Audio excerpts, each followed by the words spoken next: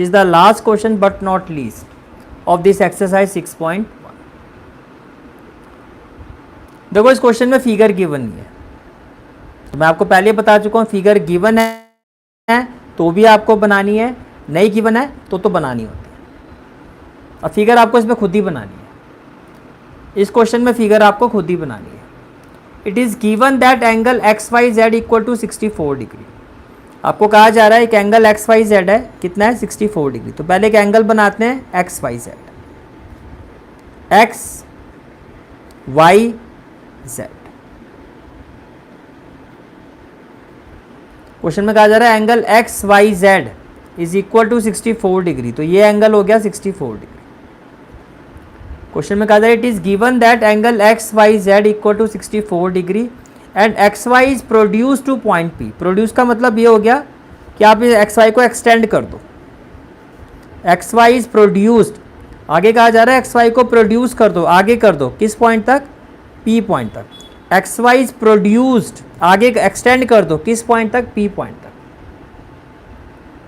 फिर कहा जा रहा है ray Y Q bisect Z Y P. ये जो एंगल जेड वाई पी है, यहां से आपकी एक रे है वाई क्यू, ये एक रे जो वाई क्यू है ये इस पूरे एंगल को बाइसेक्ट कर रही है। बाइसेक्ट का मतलब इसको दो इक्वल पार्ट्स में डिवाइड कर रही है, मतलब कि जितना ये एंगल होगा उतनी वैल्यू इस एंगल की भी होगी।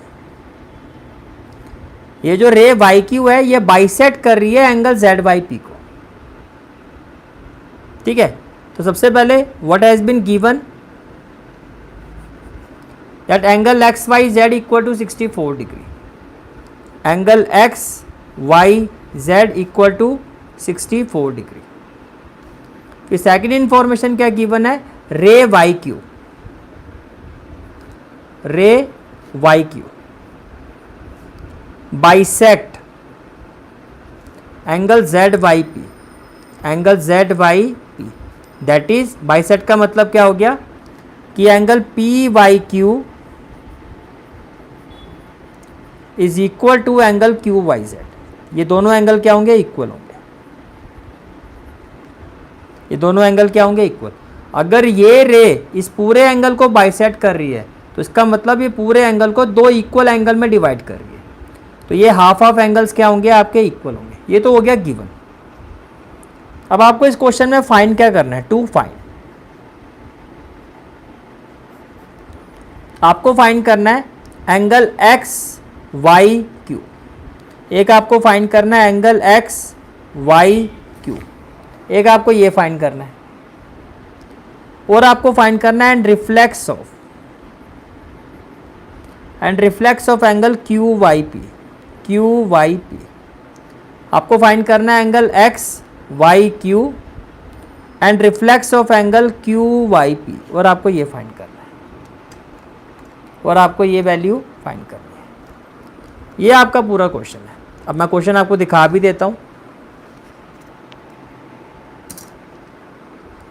Good evening, good evening.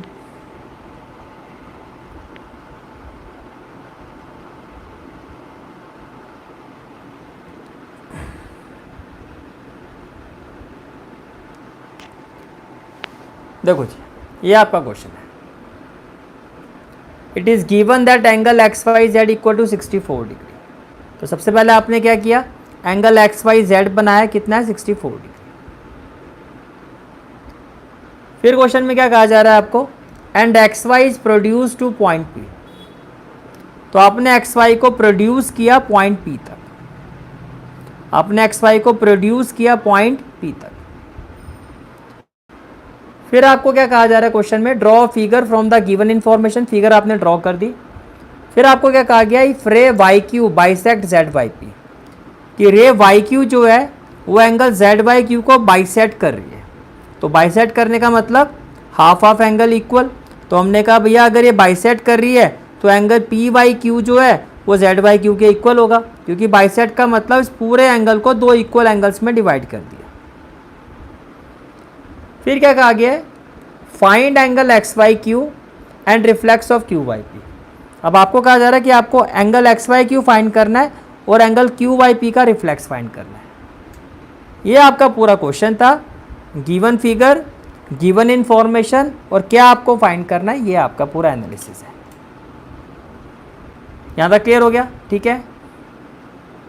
अब कैसे आप इस क्वेश्चन को सॉल्व करोगे? सबसे पहले आप ये समझो, देखो मैंने आपको अभी बताया था स्टार्टिंग में, आज हमने कंसेप्ट किया था कि एक स्ट्रेट लाइन पर जब हम 3 एंगल का सम 180 लेते हैं तो उसका रीज़न होता है angle on a straight line.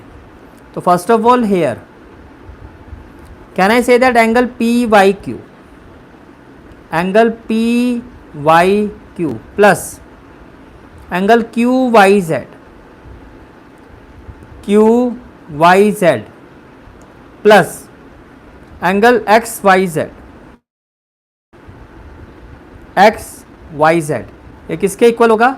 180 degree के इक्वल होगा। This angle plus this angle plus this angle, इसका सम कितना होगा? 180 डिग्री। इसका सम कितना होगा? 180 डिग्री। रीजन क्या होगा? Angles on a straight line, angles on straight line. Clear हो गया? ठीक है। अब देखो एंगल एक्स वाई क्यू जो है वो क्यू वाई जेड के इक्वल है। तो मैंने लिखा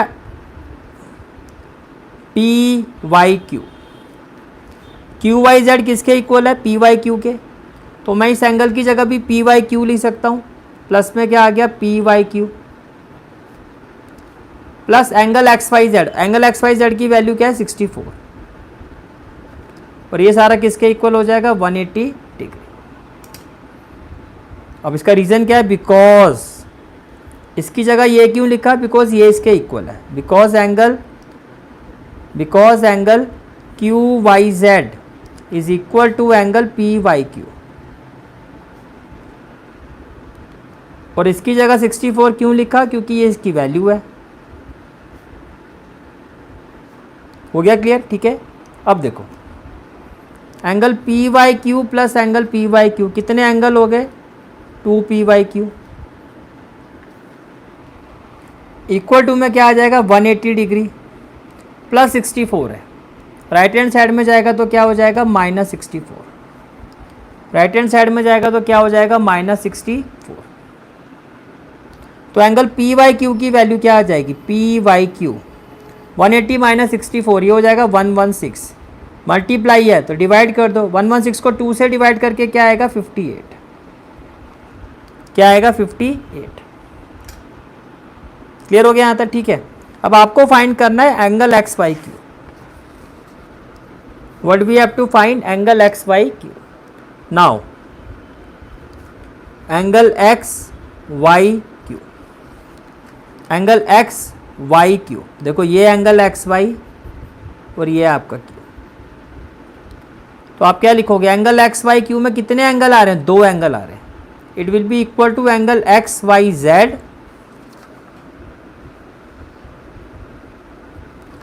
plus angle Z Y Q या plus angle Q Y Z, Q Y Z. ठीक है, इसको आप ले लो इक्वेशन नंबर 1।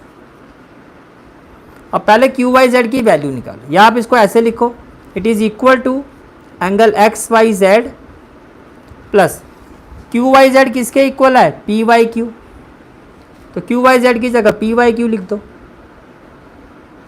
क्यों लिखा? Because Q Y Z is equal to P Y Q, is equal to P Y Q. Clear हो गया? तो एक्स वाई क्यू की वैल्यू क्या हो जाएगी?